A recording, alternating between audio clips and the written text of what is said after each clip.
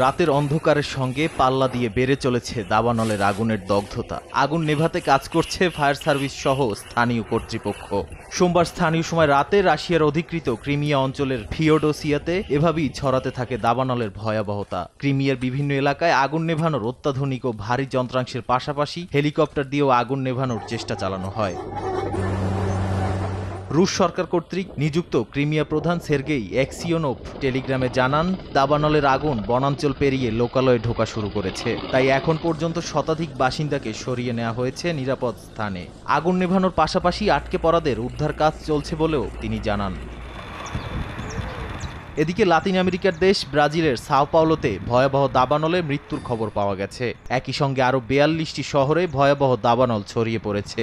গোটা অঞ্চলে জারি করা হয়েছে দাবানলের সতর্কতা। বাতিল করা হয়েছে বেশ কয়েকটি বিমানের ফ্লাইট। পাশাপাশি বন্ধ করা হয়েছে শিক্ষা প্রতিষ্ঠান।